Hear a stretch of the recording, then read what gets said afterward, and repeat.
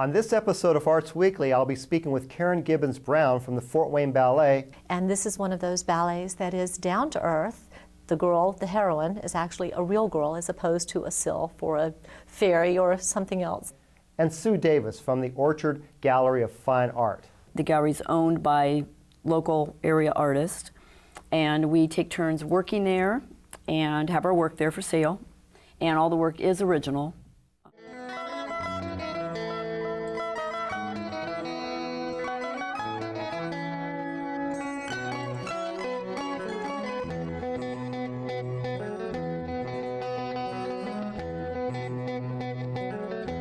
This is Arts Weekly. Arts Weekly is a production of the College of Visual and Performing Arts at IPFW, offering degrees in fine arts, music, theater, and visual communication and design. IPFW, the energy of arts.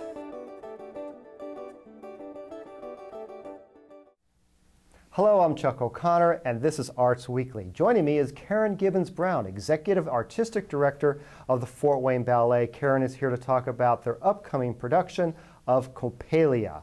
Karen, good to have you on. Thanks so much for having me. So you've been quite busy today, this year, as you always are.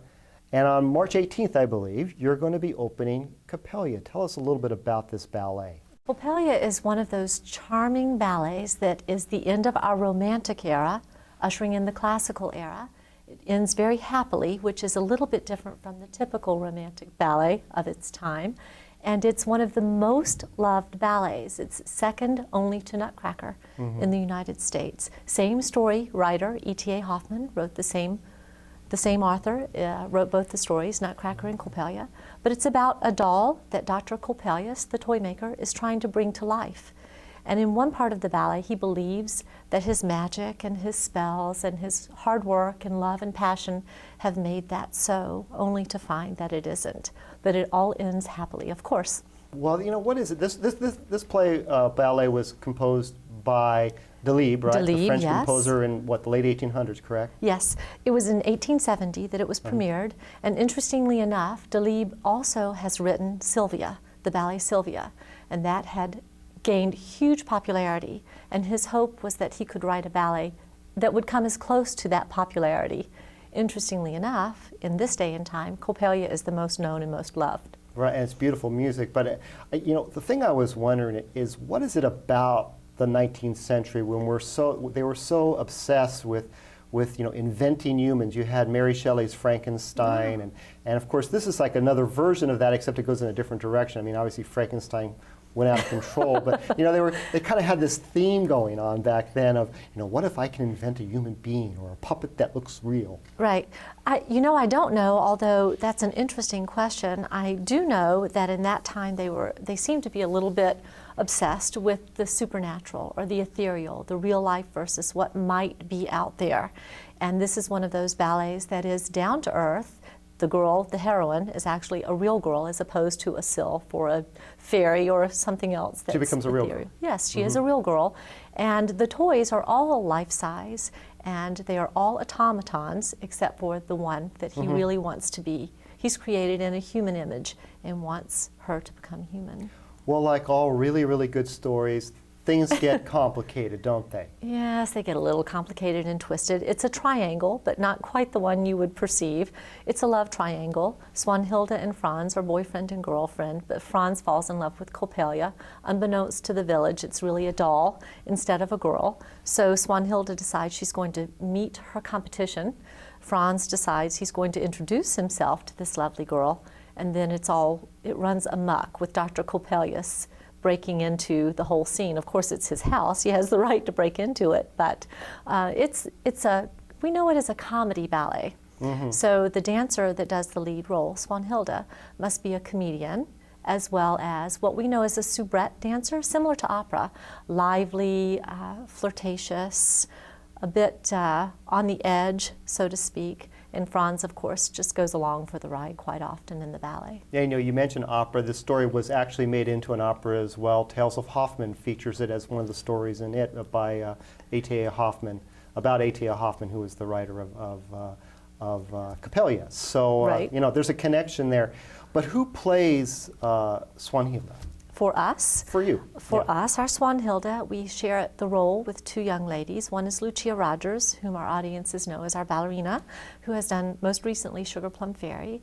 And then our other young dancer is Laura Schlatter, who is an up-and-coming young lady that we've trained, and she'll be our other Swanhilda. Wow. Our Franz will be danced by Sam Shapiro, who trained with the Royal Ballet in England and danced with Boston Ballet, and will be joining us for this production. Oh boy, that sounds like a really, really good lineup. What is the style of dance? You know, you mentioned that it's a comedy, but there's also some folk elements because it's kind of a folk tale. Is that true? It happens in a small peasant village, yes, but this is known as the first ballet to present character work. So in Act 1, you have a mazurka and a chardash, and then the dolls, of course, do country dances in a very automaton-like style, but they do Chinese, they do a Spanish dance, the soldiers, an astronomer. I'm leaving some dolls out, Dutch dolls. So there is a lot of character element in this ballet as well, which was the first ballet to present that. See, I think it would be fun just for that reason, you know, to see what a mazurka is, which I'm not really sure what that is, but I think it's a Polish dance or something. But there's other, correct me if I'm No, wrong. you're fine. You're doing quite well. Wow, that surprises me actually. But to see all those different styles and that folk dance worked into ballet, that must really, really have a strong influence on the whole look of the production, the costumes and the sets as well, I imagine. Most certainly the costumes, and the dancers have to train in that style as well. It's not something that they just learn in a typical ballet class. We're very fortunate to have a woman from Moscow, Russia, that teaches our character work within our academy and to our company. So it's pretty authentic. Mm-hmm. Now, didn't Balanchine actually bring this play, I keep saying play because I'm a It's theater okay. person, but this ballet back to life in the 70s, right? I mean, has it always been popular, or is it just getting super popular now, or been super popular for the last 30 or 40 years or so? Coppelia is one of those ballets that never really went to sleep for a period of time, so to speak. Balanchine just created his own version of the ballet that incorporated all of the music that Delibes had written. Quite commonly, we take out some of the music. And a couple of interesting facts, it was the male lead, Franz, was done by a female at the first performance, and it maintained that through 1950 with the Paris Opera Ballet, and it wasn't until after 1950 that Franz began to be played by a man. And which version do you do? Do you do the Balanchine, or you do, which one do you do? We do the old American Ballet Theater version, Okay. and that was staged by Alicia Alonso a very long time ago. All right. Well, you have all sorts of really fun things surrounding the opening of Coppelia. You Yes. have an opening night, champagne. Champagne reception in the gallery after the performance, and that would be March 18th, immediately following the performance. And you know that we're working with the Philharmonic for all of our productions of Coppelia as well, so it should Right. be truly an exciting event. And that is a big deal. That is a big deal. In Yeah. this culture, this climate that we're facing now, there aren't many companies that have that luxury, and we're very fortunate to have that collaboration. Right. I mean, for our viewers' information, you know, real orchestras playing with ballets it's becoming more rare all the time for economic is. purposes. And here we're fortunate enough to have, you know, an outstanding Philharmonic Orchestra working with a fantastic ballet. You don't get to see that in a lot of places, and so that's really great. Right. It becomes something very different and very, it's an experience as opposed to just the ballet or just music. It really is the full experience of live performance. What could you ask for? Yeah, There's please not take your much kids more. to that, because you don't know how long that's going to go on. But tell We us about hope forever. We hope forever, exactly. But Right. it's wonderful. It's a wonderful experience. Tell us about the toy shop party. If you are familiar with our sugar plum parties after our nutcracker matinees, this is very similar. It's a toy shop party since Dr. Coppelius is a toy maker, and our gallery transforms to a toy shop, and our dolls come to life. Swanhilda and Franz come and meet and greet, and it's an opportunity not just to see the dancers up close and have your picture taken should you choose to do that, but to really talk to them and see the costumes and the dancers up close and personal. Boy, how fun is that? It was one of my favorite things as a dancer. It was one of my Yeah. favorite things to do. Yeah, and that's going to be on the 18th. It's going to be on the 19th and 20th. And the We had that 20th. information up on the screen just a moment ago for parents who might be thinking about taking their child to that. What else is coming up at the Fort Wayne Ballet? I know you have a family series ballet called Madeline. We have 2 performances as a part of our family series, and those are performed by our youth company within our school, our academy, Fort Wayne. And last fall they did Carnival of the Animals. And they are doing Madeline, the story, 12 little girls in 2 straight lines. Many of us grew up knowing the adventures of Madeline. And this is a ballet that has been created specifically for our youth company by their director, Joellen Wojtowicz. And that takes place in the lobby, right? It takes place in the upstairs gallery. Upstairs gallery. And you bring a blanket or a beach towel and sit on the floor. The dancers are very in front of you, very up close. The performance is about 20 to 25 minutes, and afterwards the characters of Madeline take gift bags to each of the attendees. Oh, that's nice. What age group goes to that sort of thing? 2 and up. 2 and up. 2 and 2 Wow. at heart forever. Not a whole lot of things to take your 2-year-old, but that's one of the best. You also have a fundraising event coming up for the ballet. Fundraising is an important part Yes. of any organization called the Toast of Downtown. Briefly tell us when that's going to be. I have it down as April 15th. The April 15th. Yes. How could I forget that day? Tax day, right? Yeah. It is April 15th to celebrate. A Your lot of things refund. we'll celebrate, right?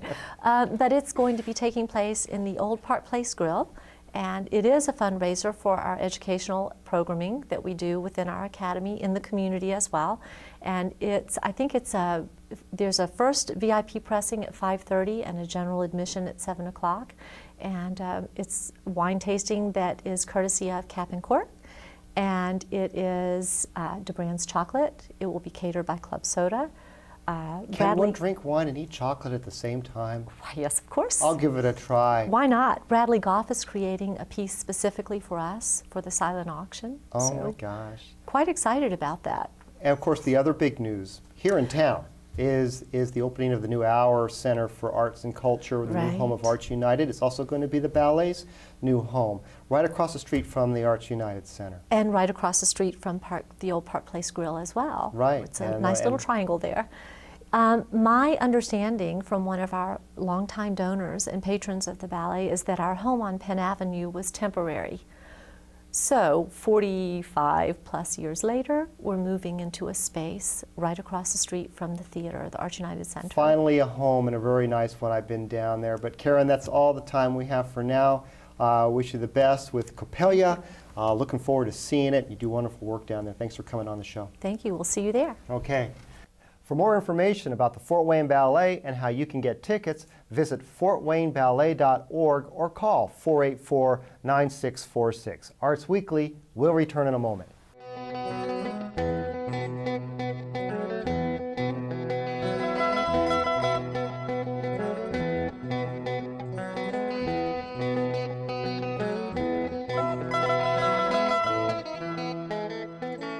Welcome back to Arts Weekly. Joining me is Sue Davis, Director of the Orchard Gallery of Fine Art. Good to have you on the show.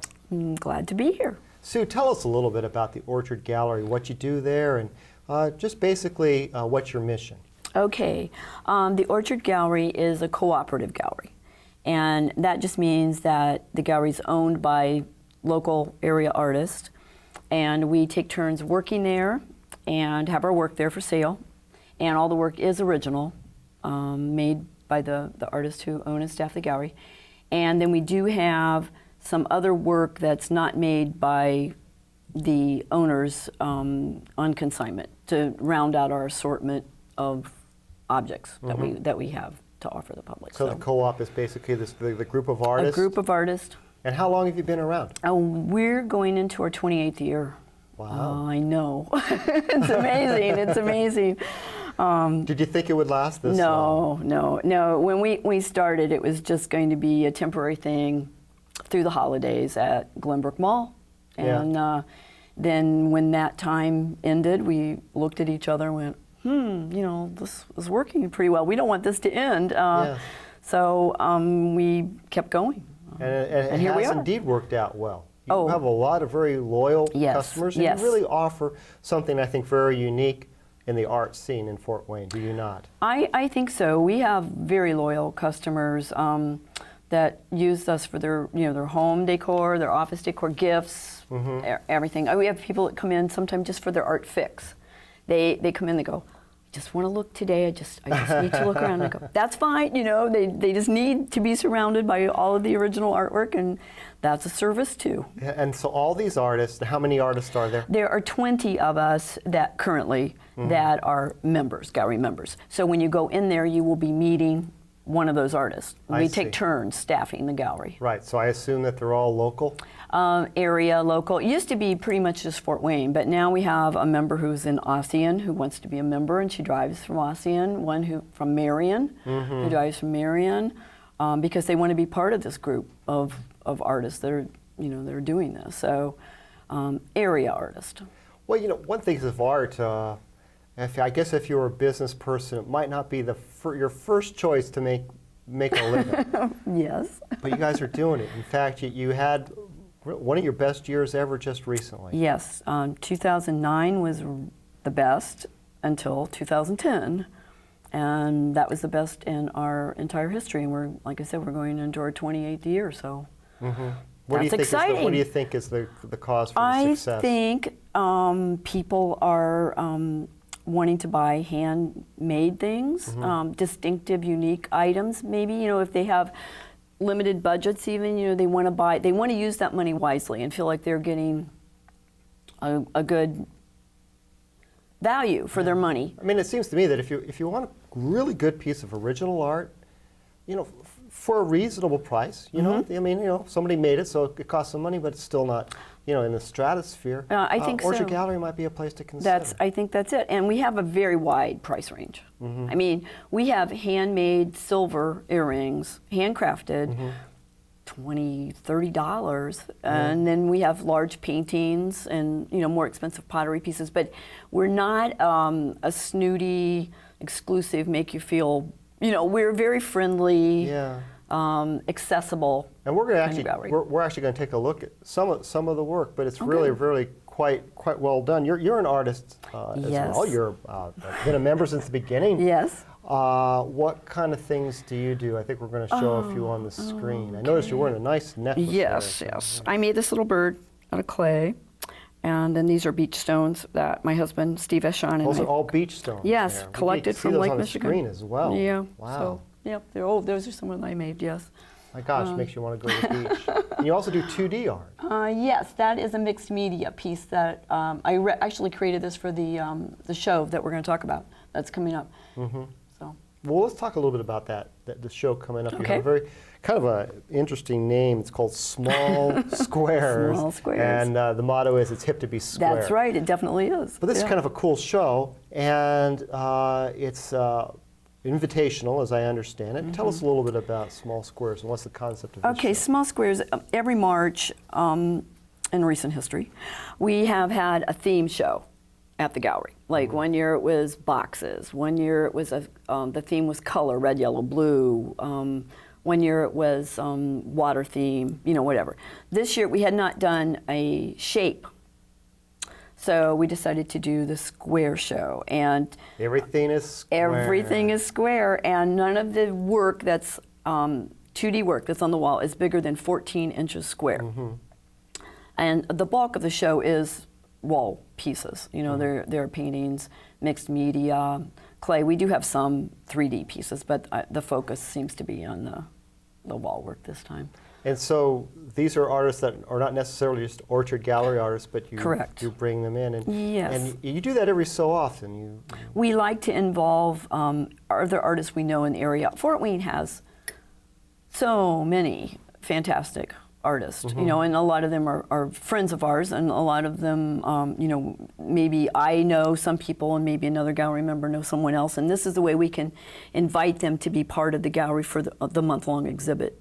So we like that, and it brings new work into the gallery for our customers too. Right. They can, they like to see their favorites, but then it's nice to have something new for them, to look at. So a show like this does that. Plus, it's like a challenge for the artist to create. It's a challenge when there's some limitations. It makes you stretch. It makes you be creative. I know I had a teacher once that said if you always paint really, really big, then he would make you paint 4x4 because, you know, that challenges you. Right. I agree. I think that being within a structured, challenged environment sometimes brings out the creativity more than inhibits it in a I think so. strange sort of way. It's true, and the artists that believe that come up with, you should see some of the things that they've come up with, where they've gone outside of their, you know, what they usually do. It's just really exciting. It gives them an opportunity to explore something. Yes. I mean, do you find that you've been doing this since 1983? You've had the Orchard Gallery that people expect something from Sue. They expect these, you know, these necklaces or this, and then you feel obligated to, maybe that's the wrong word. Well, no, I know what you mean, though. To constantly stay true to your style? Yes, and sometimes clients that have followed you for a long time. I had a lady in when we were setting up the show. She came in, "Are you Sue Davis?" I said, "Yes." She goes, "I have one of your watercolors that you did like 25 years ago." And I said, "Oh, you know, I hope you're still enjoying." "Oh, yes, I love it. But see, I don't do that anymore." No. So she said, "What are you doing now?" And I showed her this more abstract kind of mixed media piece, and it was like, "Oh, that's nice," you know. Yeah, like, but it must be hard because sometimes people want you to replicate yourself. Yes, they do. And I don't think it's artist's nature to do so. You gotta move on. I mean, you gotta challenge yourself. You've gotta try something new. You know, you really do. Yeah. You really do. Why are there so many good artists in Fort Wayne? And there truly are. And there's a lot of galleries. You know, there's yours and there's Castle. And Castle. You know, it's going on, quite a number of them. And new ones popping up all the time. Why? Well, you know, why is that happening here? It's really must be unusual and quite unique. Something in the water. I don't know. It's just, I guess I really don't know. I mean, I'm sure that having the school here, you know, the art school, I'm sure that is a factor. We know a lot of artists in Fort Wayne that they're full-time artists. This is what they do to make a living. I mean, like, I'm a full-time artist. That's my husband, Steve Ashan. That's what we do. We don't have day jobs. You know, that's what we do. And indeed, you mentioned your husband. He's a ceramic artist. Yes. Do they call them ceramicists or ceramic artists? I never knew for sure. Non-functional clay is what they call us at art fairs, which is kind of, you know, non-functional clay. Wow. As opposed to things like, well, that's, you know, it all started. We had George Morrison on. A few weeks George ago. Is fantastic. And we were talking about that. But Steve and a number of other artists are going to be exhibiting there at the Orchard Gallery. I believe that's in April. Yes, he has a show coming up. He's working on new pieces. And you're going to have Becca Strachan. There's an example of expanding out of your comfort zone. Becca has done very fanciful, wonderful art clothing for years, and now she's kind of switching over to painting. Oh. And so her show in April will be the paintings, so that'll not be clothing. in April, and of course people can go to your website to find out when these things are opening. Yes. In May, you're doing art dolls. What's that? What's the premise there, or is it obvious? Well, no. A lot of people, you know, they don't really. These dolls are not for children. They are not collectible, cute little things. They are very unique. We're artists. They don't use patterns. They make their own patterns. Fabric dolls. We've got a lot. We have people that, you know, they collect those kinds of things, mixed media pieces. So is this an invitational as well? Yes. You ask people you give them some parameters and you tell them to go for it? We have some gallery, yes, yeah. There'll be, right now I know of about 5 or 6 doll artists that are definitely going to, you know, participate in this, so And should be interesting. when you have these exhibits, or just when people walk into your gallery, is there a particular age that's appropriate? Or it's pretty open to everybody? Everybody. We have people who bring their children in, especially homeschool children, which sometimes makes us a little bit nervous. No, most of the time, the children are very well behaved, and the parents will use that as a teaching aid. They'll walk around, and especially it's wonderful if the artist is there and a child likes a certain painting or a pot, and you can kind of tell them, you know, how it was done. But and you're located down there off Covington, right? Covington Road, and in a strip mall. Little strip mall, a tenth of a mile from Getz Road. Okay, easy enough to find. Oh yeah. Well, Sue, that's all the time we have. Okay. You have a wonderful gallery down there, thank and you. it's just a great place to browse around and look for art, for gifts, or for oneself. For oneself. Thank you for coming on the show. Well, thank you for having me. For more information about the Orchard Gallery of Fine Art, visit theorchardgallery.com or call 436-0927. You could also visit them Monday through Saturday from 10 to 5 and until 7 p.m. on Tuesdays and Thursdays. Missed us on PBS on Sundays? You could also check us out on the internet. Arts Weekly can be seen on YouTube and Facebook, and you can follow us on Twitter. Just search Arts Weekly. As always, Arts Weekly can be seen Tuesday through Thursday on College Access Television. I'm Chuck O'Connor. Thanks for tuning in to Arts Weekly. Join me next week with guests Bradley Beauchamp from the University of St. Francis and Craig Humphrey from the Fort Wayne Civic Theater. See you next week.